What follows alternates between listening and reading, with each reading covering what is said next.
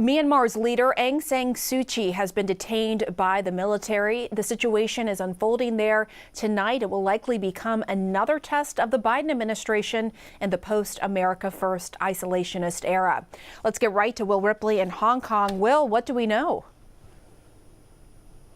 Hey, Pamela. Well, details are coming in very slowly because there are reports that the telephone lines, perhaps the internet, and even some television channels are being disrupted right now in Myanmar. So information coming out at a trickle here. But what we have confirmed, according to a spokesperson for the National League of Democracy Party, the NDL, that is led by Aung San Suu Kyi, she and other party leaders have been detained and are currently being held by the military. Now, this is puzzling for a lot of people because even though Aung San Suu Kyi was in and out of house arrest in Myanmar for the better part of 20 years. She was, her father was a war hero. She has been the civilian leader of that country.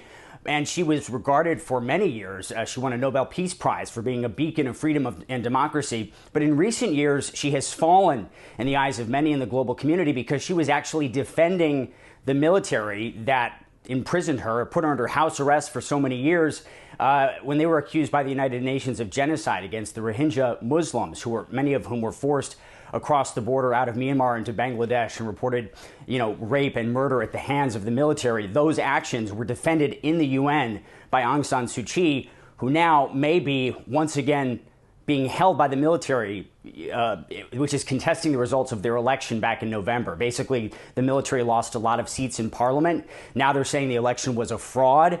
And yes, this is going to be a major test for the Biden administration. Pamela, how do they handle this unfolding crisis in a country that is trying to strengthen its democracy, held these general elections back in November, and now an apparent military coup underway?